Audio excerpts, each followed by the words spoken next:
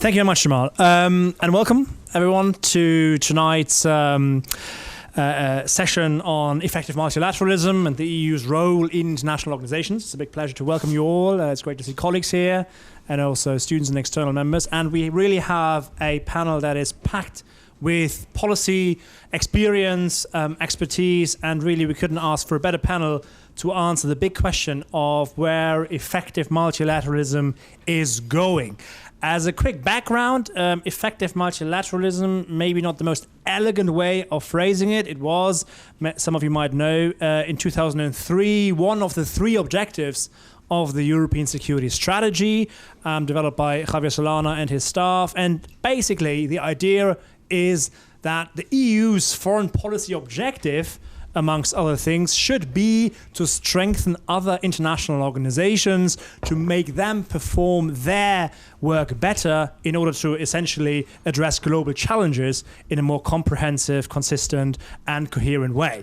So back then, there was a cottage industry, I must say, from the academic side on effective multilateralism. Whenever you have a concept, academics pounce on it and try to interpret it in many, many ways. I was guilty of that myself. I tried to explore how effective multilateralism with the NATO and the UN works in peace and security. But it has been a concept that stayed. It even survived personality changes. When Solana was succeeded by Catherine Ashton, effective multilateralism still featured in her speeches at the Security Council or at different fora. And even now with Mogherini, we still have that concept.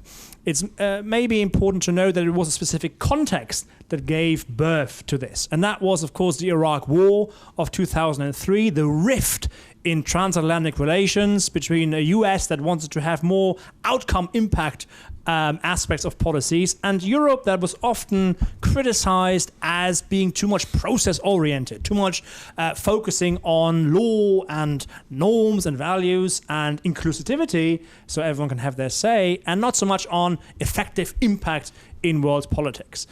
It was also a reaction towards internal divisions, because you might recall it, that there was a rift between European member states towards the attitude in the Iraq War, siding with the US and an interventionist policy, or upholding the UN system, international law, and the Security Council. So effective multilateralism is a child of 2003, but it has adapted as much during the last 12 years, and it's here to stay. It really is one of the most interesting aspects of EU foreign policy. It often might be confused for being very technical, but it is very, very much at the current mainstream of major issues. How do we address, for example, the refugee crisis, which is as much a political crisis as a crisis of influx of migrants? How are we cooperating with other organizations? How are we upholding international law and obligations we have from the Council of Europe's Fundamental Charter, for example, and UN obligations on treating refugees? Economics. How is the EU supposed to both defend its interest and promote a kind of global economic governance system in organizations such as the IMF, which themselves have not been uncontroversial in recent months and recent years? In the case of the UN system, how does the EU find its role in the global governance system of the UN, General Assembly, but also the UN system itself, which needs to be reformed and needs to adapt to better deal with challenges? So you can see already something that might sound technical, like effective multilateralism, really touches on all the different aspects of global governance that are pretty important, not only for the EU itself, to find a role and impact in international politics, but also for global governance itself. I'm very, very pleased to have, to that extent, a great panel here. To my direct right, we have Jonas Johansson, who is the head of division for the multilateral relations aspects at the European External Action Service. So that unit really that deals with multilateral relations of the EU. Also chair of CONUN, which is the Council Working Group on UN Matters. Before that, he was head of the Western Balkan Division at the EAS, and also worked at the General Secretariat of the Council of the European Union, and also at the Office of the EU Special Representative in Kosovo. All of those not particularly easy postings, I might remark. Then, to my far right, we've got Stefan Marquardt, who is currently Deputy Head of the Legal Affairs Division of the European External Action Service. He was previously the legal advisor, and that's interesting, of course, for today's discussion in particular, of the EU delegation to the United Nations in New York, also during the time when there was the famous, some legal wonks might know that, when the EU tried to get an enhanced observer status at the UN General Assembly, which also threw up quite a lot of questions in terms of comparative regionalism and whether other regional organizations should get the same role, and also legal advisor in the legal service of the Council of the European Union, with a focus on external relations of the EU. To my left, last but certainly not least, Dirk Verbeke, big pleasure to see you on the panel today, who has worked since 2013 as a senior economist and research administrator at the Secretariat of the European Parliament. I also had, I must personally disclaim, I had the big pleasure of working with him on one of 9 studies on the EU's role in international economic fora. Quite an impressive range of studies that have been delivered at the Parliament under his supervision. And previously, he worked for no less than 20 years at DG ECFIN of the European Commission, half of it International Affairs and Global Governance Directorate. So you get both a critical Parliament view on the EU, but also a past insider view of the European Commission. So fun-packed, expertise-packed. We try to cover all the different main pillars of global governance. Thank you to Jamal Shaheen for really organizing such a great panel. Rules are 10 to 12 minutes input. We try to keep this interactive, to have a lot of space also for Q&As and discussions. I also previously warned the speakers, no question is off limit. I might also prod every now and then a little bit critically, but as a fan of effective multilateralism, we're all in the same boat. We sink or float together. But please feel free, no question is off limit, and no critical comment should be spared. Starting from, the far right, geographically speaking, to the left with Stefan, please.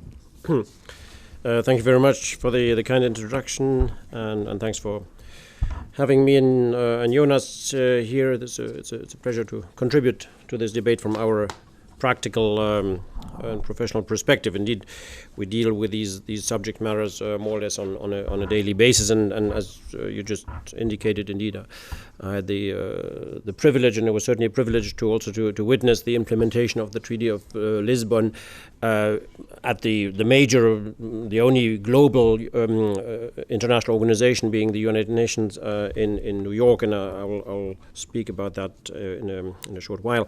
I'm a lawyer, so I'm not in policy, so I will focus my presentation on the legal institutional aspects, while I will of course try to also give you some practical examples to give you a feel how this actually works in practice. Incidentally, by coincidence, I was just in New York last week for the meetings of the 6th Committee of the United Nations General Assembly. That is the committee dealing with legal affairs. So I had again, on the spot impression of how the EU indeed interacts with the rest of the EU's membership in this specific area. Now, as you said, the idea of effective multilateralism is not new. It existed already before the Treaty of Lisbon, and as often is the case, I think you can witness here that indeed, due to events like in Iraq, but other also major international crises, I mean, the political imperatives or necessities deriving therefrom, I think, found their way into then the EU's legal framework, and most importantly, in the treaty, the so-called Treaty of Lisbon, which brought about some, I think, from my perspective, some major changes in the EU's institutional architecture, mostly in the field of indeed external action and external representation. The main objective of the changes, these institutional changes that the member states agreed to through the Treaty of Lisbon, was not only focused on the EU's action in the multilateral context, but more generally, I think, to make the EU in the world a more effective actor, a more efficient actor, to enable the EU also to respond to international crises. And again, I think to be noted here that the EU, even before Lisbon, had already given itself through the influence, under the influence of Javier Solana, who was a kind of predecessor, indeed, of the High Representative as it was set up under the Treaty of Lisbon. Under his influence, I think major work had already been accomplished to allow the EU to act internationally, notably through the setting up of the political and also internal structures to set up so-called EU crisis management operations. But also then, of course, already then, the EU at the UN in New York, but the EU also at other international organizations, some of which, where the EU is a member even, already the EU had a constant and important interaction with international organizations before the Treaty of Lisbon. So what the Treaty of Lisbon did, I think, is indeed reinforce this. So it reinforced generally the structures for the external representation of the EU. The major change, of course, as you know, was that no longer the role of representing the EU externally in the area of the common foreign and security policy is now no longer incumbent on the rotating presidency of the Council, but on a permanent figure with a limited mandate, but still a much longer mandate than previously the mandate of each presidency, which rotated every 6 months. So that is the role that is now incumbent on the High Representative. So political figure, but appointed for a certain duration in order to make, indeed, to help the EU be more effective and more consistent in its interaction with third partners, be it on a bilateral basis or be it on a multilateral basis. That is why the EIS was created, to support the High Representative in her work. So we on a daily basis are there to help her, indeed, conduct the foreign policy of the EU, that is her one of her main mandates, and to implement it through concrete measures, notably by institutionally. Then her role is also to submit proposals for concrete action, for concrete measures to the Council of the European Union, proposals for legal acts, such as legal acts setting up crisis management operations, and all that preparatory work is done by us in-house. Now, specifically for the multilateral interaction of the EU, there I think you can see that, even though, as I said, this existed already before as a political objective, the Treaty of Lisbon has substantially, if you look at the provisions, the new and modified provisions of the treaty, has substantially reinforced this mandate that the member states have given to the EU. If you look at Article 21, paragraph 1, second subparagraph of the TEU, such language has existed already before, but it is now much more concrete. There it says that the Union shall promote multilateral solutions to common problems, in particular in the framework of the United Nations. Before we had a more general objectives, linking the EU's foreign policy objectives to the objectives of the United Nations. That language is still there, but now after Lisbon we have this rather specific language that the EU has given itself the mandate to actively participate in multilateral frameworks, and notably the UN. Article 34 TEU, the HR, one of the roles of the HR is also to organize the coordination and cooperation of member states on the ground in New York, for example, at the UN. Quite noteworthy, this provision also says that the HR, whenever the UN Security Council deals with matters that where the EU has already developed a specific position, that the EU members on the Security Council should request the presence of the High Representative in the Security Council, so to speak on behalf of the EU. And I've seen the beginning of this process during my time in New York, where indeed in regular intervals, debates precisely on the regular debates the UN Security Council has on the role of regional or international organizations in the maintenance of international peace and security, where then the HR or our head of delegation in New York, who represents the EU locally, sits behind the EU nameplate and delivers statements to participate in that debate. That a rather significant achievement. It had happened before already with Solana on several occasions, but now it is this takes place on a solid legal ground and a solid legal basis and institutional framework. Article 220, paragraph 1 of the TFEU, now the Treaty on the Functioning of the European Union. The Union shall establish all appropriate forms of cooperation with the organs of the United Nations and its specialized agencies, the Council of Europe, the OSCE, the OECE, and as appropriate with other international organizations. Before, interesting to note, this provision existed already before, with maybe slightly less precision. Before it was, the mandate was given to the Commission to entertain all appropriate relations. Now it's the EU as a whole, so not only through the Commission, but also through the HR. And most importantly, indeed, Article 221 TFEU, through union delegations. Again, a major change also in the institutional architecture. Before, the treaty provided that the Commission would entertain relations with international partners. The previous version of the treaty did not expressly confer any specific representation role on the Commission. It was silent on that, but the Commission was generally accepted as being the external representative of the European community, not of the EU. They were still separate at that time, and for the EU it was the presidency. Now we have one integrated organization called the EU, with the external representation divided for foreign policy matters, the HR, and for other matters, the Commission. However, EU delegations, and that's important to note, are now comprehensive delegations. I mean, they are proper diplomatic representations of the European Union as a whole, representing the European Union across the board of its of the subject matters it deals with, across the board of the competences the member states have conferred on the EU. And that process, I've seen the birth of one of the first multilateral delegations happening in New York during my time, when it was quite interesting, in fact, as a process, because that really reflected indeed was a practical implementation of these treaty changes I'm just referring to, because by coincidence in New York at the time we had a liaison office of the Council Secretariat. That's the job then I first held for the first 2 years. I was deputy head of that office and legal advisor. And why did the Council Secretariat have an office in New York? Because it was there to assist the presidency in helping in performing its duty of representing the EU externally and of coordinating the member states' positions.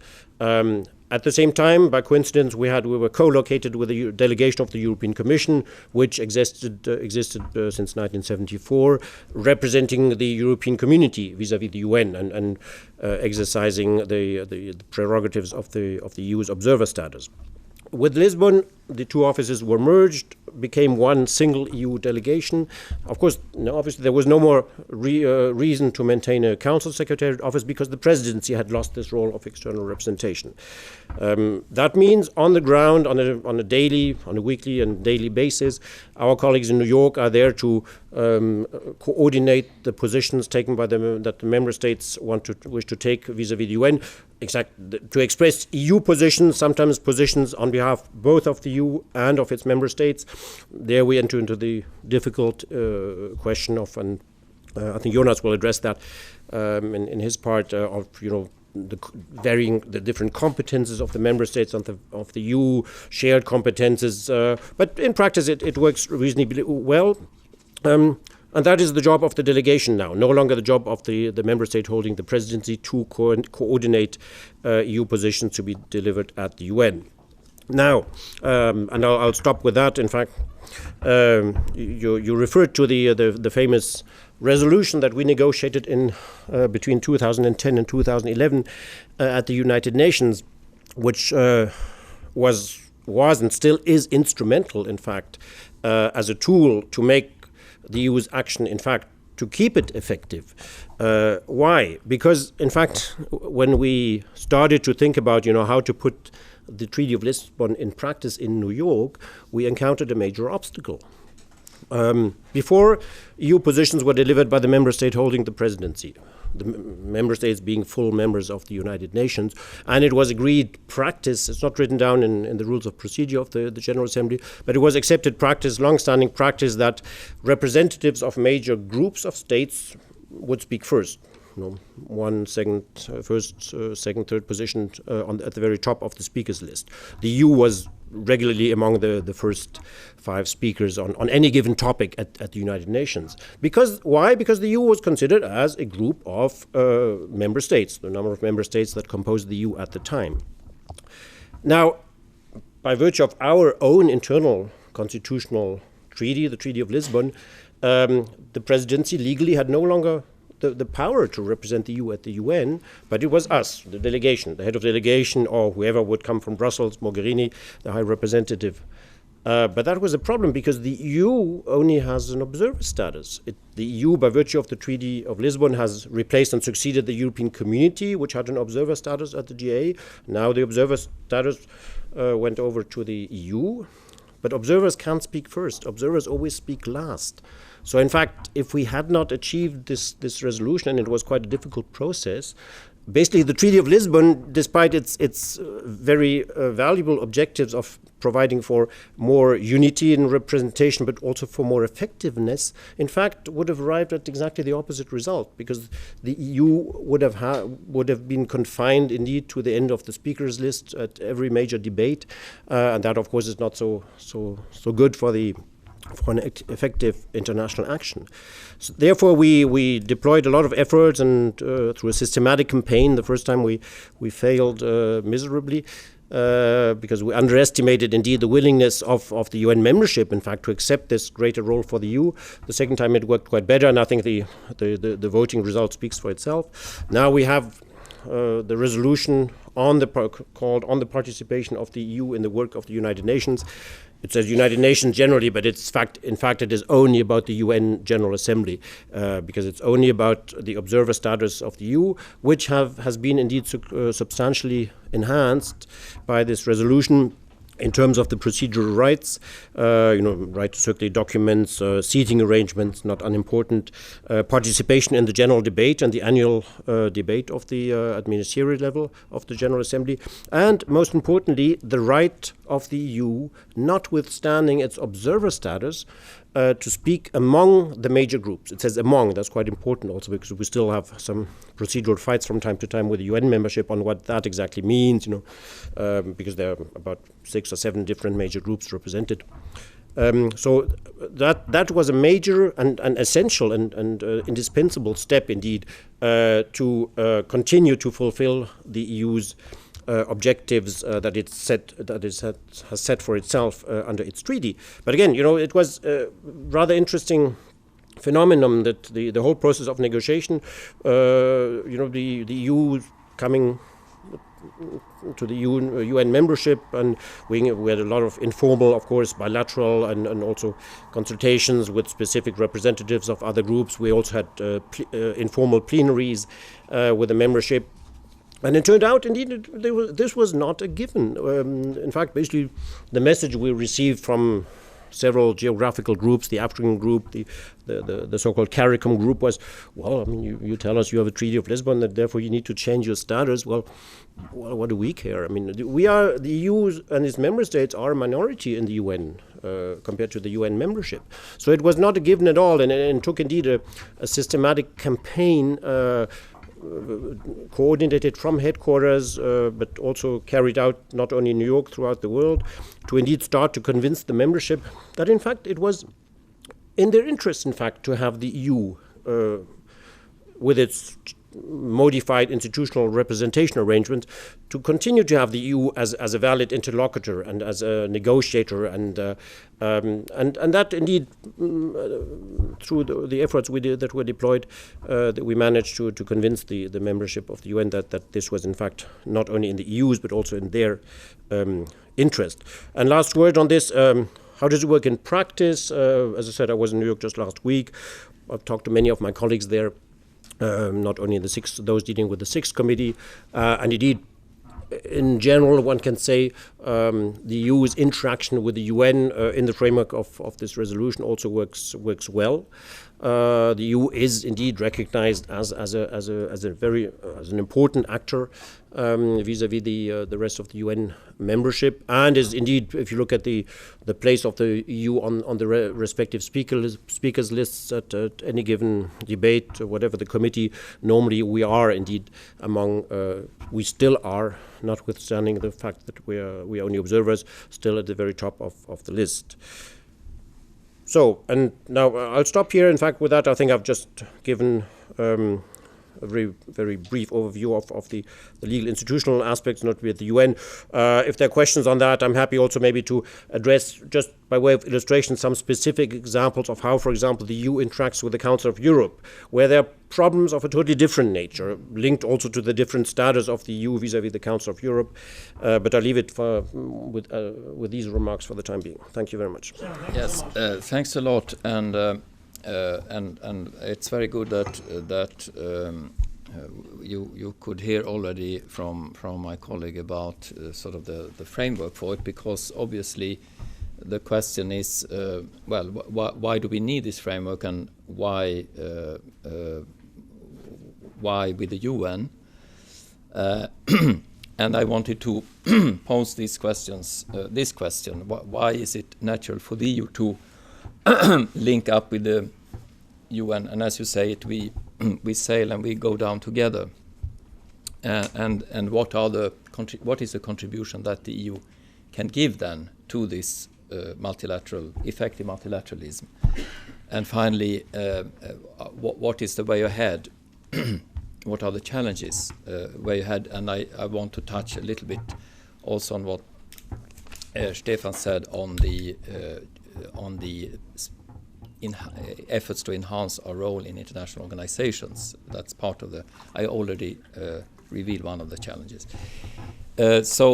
Effective multilateralism, why does that come naturally to us? Well, it's perhaps a rather banal answer, but of course we are also fundamentally multilateralism, even though the EU is a very, very special animal. But I think it's obvious that in today's world we need more than ever multilateralism, multilateral solutions, because the problems are increasingly transnational, and this is nothing new, but it's getting more and more important. And at the same time, I think we can say, not only in Europe, also elsewhere, multilateralism is under challenge and even under pressure, I would say. And we need to stay together. We need to work together. UN, EU. I also deal with Council of Europe. We can make a longer list, but I think, and I have the feeling that there's a stronger sense from all sides that we indeed cannot. It was mentioned in relation to Council of Europe. I would say we cannot afford to compete with each other. It's a question of cooperating more and more, and I have the feeling that awareness is stronger than ever before because of the reasons I mentioned. Then, of course, it's also obvious that the root of our organizations, with all its differences and nuances, but of course the EU and the UN, as it says very bluntly in the UN Charter, it's to save succeeding generations from the scourge of war. And of course, that's very much where the EU also comes from. So we have a common background to a large extent, and also the way we approach things is similar because we share. It's very much based on values. It's a values-based organizations: human rights, rule of law, good governance, or the famous soft power in the first place. So and that means we also use similar tools for what we try to achieve, namely diplomacy, mediation, crisis management, and peace operations. There we sometimes can start coming into more hard power fields, but you can see that the first choice, the first preference is always the soft power. We, of course, as the EU, we try to then contribute very concretely to the UN in these fields through what we do. I mean, it has been said many times that the EU, we very concretely, and maybe that's the known side of it, that we contribute financially to multilateralism, to the UN. We are major contributors to the UN budget. I speak about the 28 member states and to the peacekeeping budget of the United Nations. And we contribute to the UN programs. I can't vouch for it, but the latest I saw is that the EU contributes to 50% of financing UN programs. So, of course, we are extremely important in that sense for the UN. But I think this is quite known. And sometimes perhaps what we do policy in the policy making is perhaps less obvious. But as if we look at the main pillars of the UN, the peace, security, development, and human rights, in the areas of peace and security, as you mentioned, Stefan, we have contributed to very concrete progress in the case of the dialogue Kosovo-Serbia. On Iran, we are trying, as with the quartet members, as what we are part of, to the Middle East peace process, less successfully, admittedly, up to now. And we work, we have ourselves, since the creation of the Common Security and Defense Policy, launched a large number of crisis management operations, and many of them we are doing in very close cooperation with the UN. We have provided a bridging facility to the UN in the Central African Republic quite recently. We are working with the UN in Mali. We are, through our missions, contributing also very concretely to the goals to the UN. Many of them are exactly in Africa, where the UN also is having a lot of its work, of its peace operations and peacekeeping. So we can go on, and so in this area of peace and security, it's very dynamic, it's very intense, and it has grown a lot over the last years. When it comes to development, well, I mentioned the financial contributions, but of course this year is also the year where the Agenda 2030 of the Sustainable Development Goals has been established, and the EU played a very important role in, I would say, a successful result as to establishing the agenda, including the Financing for Development conference that took place in Addis Ababa. We now look forward to the climate, to the COP21 in Paris to deal with the climate change, where the EU has made also a very concrete commitment that I think has set the agenda, hopefully, for many other countries and regions of the world. We are looking forward to a humanitarian summit next year, where the EU intends to play an important role.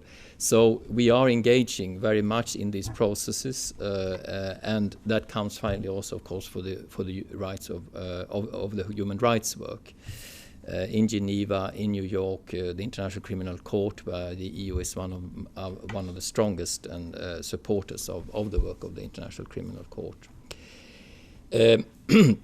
And of course, this is what we try to do in the External Action Service, not only in my division, which specifically deals with the UN and the Council of Europe, but all over, and hopefully more and more. I mean, this is also what we feel is part of our work, to make sure that the EU has a UN perspective in everything we do, and that we can, of course, get across with our priorities. And make an imprint on UN's work, but also, as you said in the beginning, to make the UN perform better. This is the sort of, it goes both ways, and this part I think is also very important, and we can maybe and hopefully, as if you want to, the perhaps best organized regional organization, if we want to define ourselves in this way, set a model and lead by example. If we can manage to do things, maybe we can sometimes provide solutions for how the UN can work better. We have what we like to call the comprehensive approach, and that's exactly to make the 3 pillars, or sometimes called silos in the UN, to make all of this work much better together than it does today, and I'll come back to that. Then if we look very briefly at, let's say, perhaps our more internal way of working, we try to, we of course have a very close interaction of high-level visits. We have the Political and Security Committee in Brussels, which has an interaction with the Security Council. We have always a very important presence of the European Union in the General Assembly, notably what happened recently, the Ministerial Week, the opening of the General Assembly. And in view of that, in the summer this year, it was in June, the Council adopted our priorities for our work with the United Nations. Probably not a very well-known document, but nevertheless, I recommend it for your study, because we really there try to set out what are our priorities collectively, 28 member states, when it comes to UN work.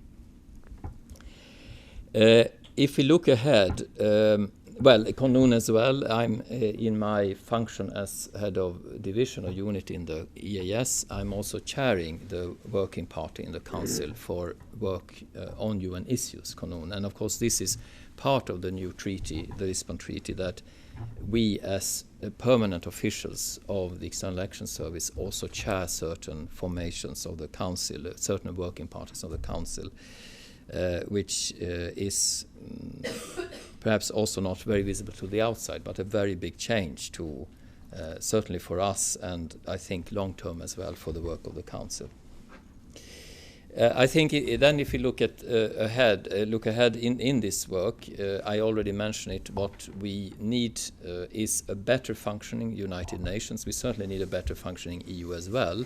I talk about the comprehensive approach, not to fall back into the famous silos, which we also certainly have in the European Union, but I feel perhaps even stronger, if I may say so, in the UN, also because of its setup and of the way it's working. It's more difficult to, let's say, basically to move ahead, because sometimes one gets the feeling that it's layer upon layer. All new processes, all new organizations come on top of existing ones, and basically nothing ever goes away. And there's a real opportunity to do so this year, because we have the new agenda for sustainable development, which I can go on about, but we can leave that for later. But it's a real shift of paradigm if this works out as it should. And all the other conferences happening this year. We have a major review of all the peace and security work of the United Nations in peace building, peace operations, and women, peace and security. That's a real opportunity for change in the United Nations. And we certainly from the EU side, we have contributed to that work, and we want to continue doing so, and also to make the UN fit for purpose, as is famously also said. But not enough done. We want the UN to perform better, and because this is what the world needs. When then it comes, perhaps just to say a few words of that, is that we of course believe that we can do so much more effectively if we can manage as the European Union to speak with one voice, because obviously there are many legal intricacies in this.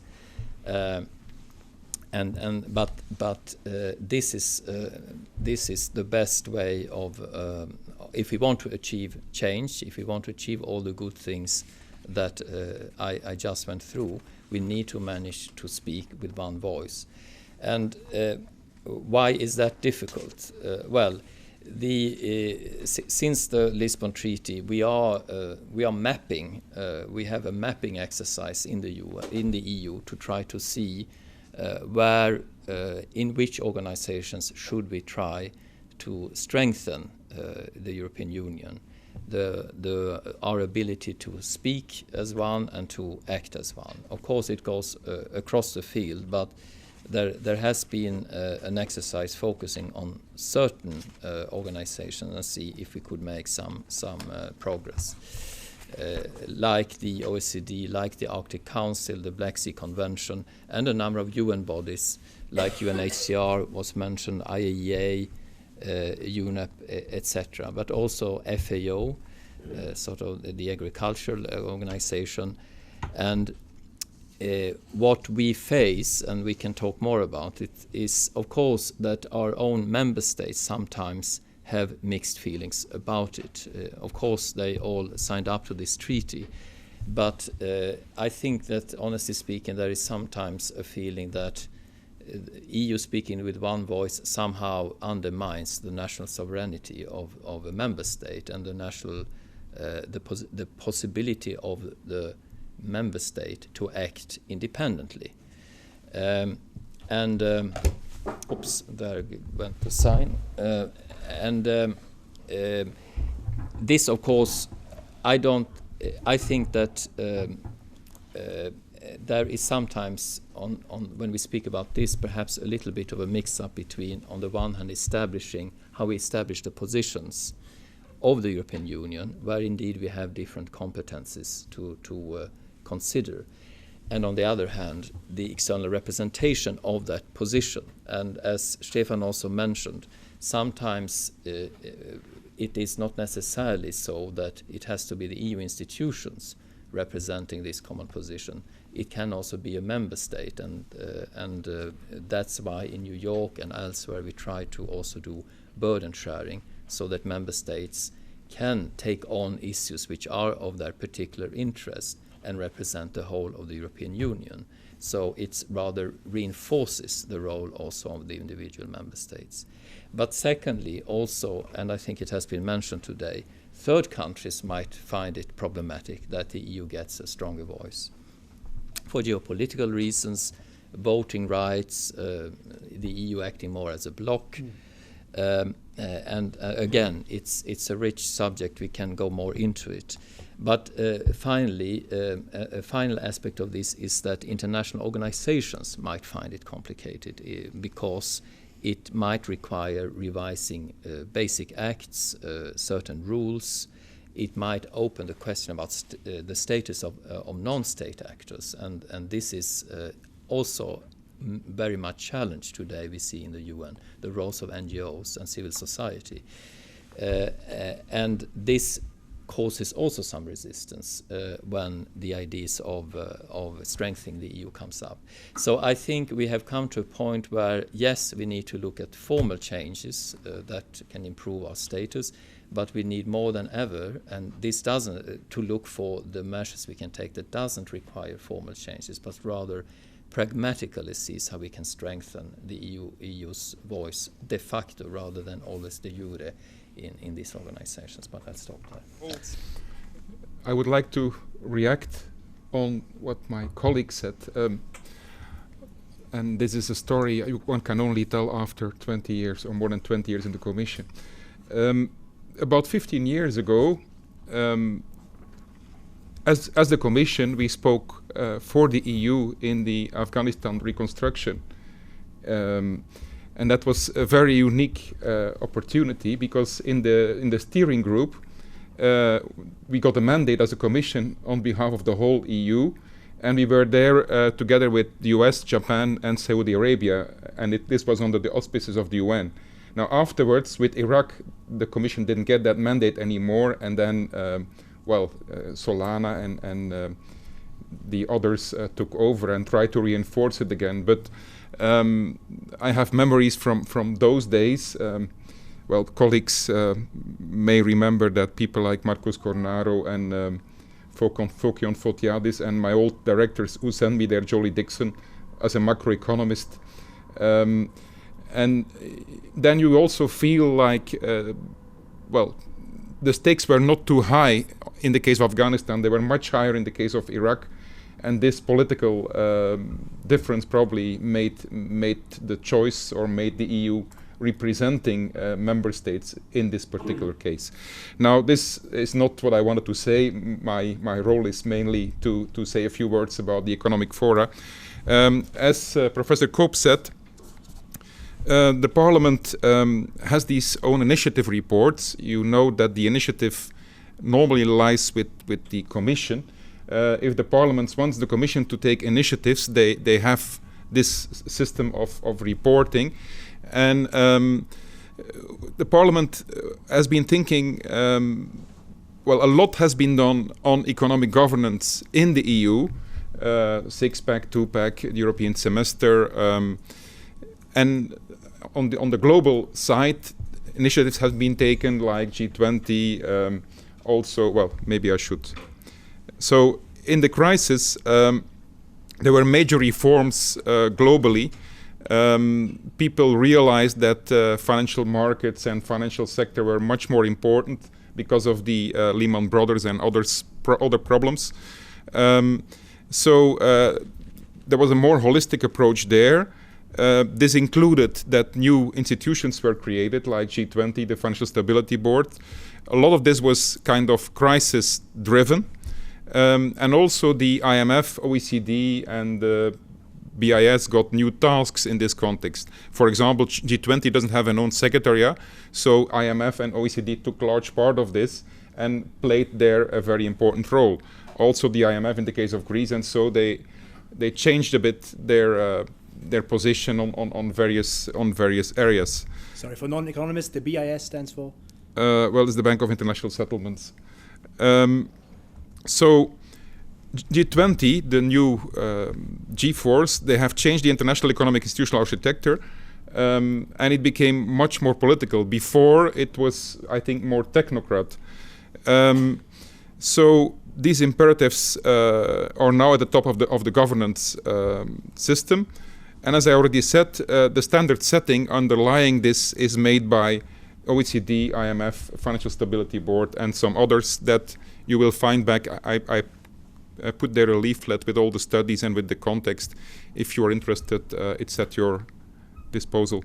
Now, of course, from the Parliament's point of view, we are very much interested in the accountability of these institutions and of these players, and of course also on the democratic legitimacy towards the European Parliament and the national parliaments.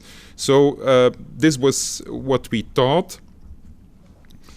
In the EU, we saw at the same time that these structures that we had were outdated, slow to intervene, and that many initiatives were not supported by all member states, so that the typical intergovernmental processes of negotiation and decision-making led to some initiatives, but they were not treaty-based, and we saw kind of a very, crisis-driven and a bit of chaotic way of coming to an agreement.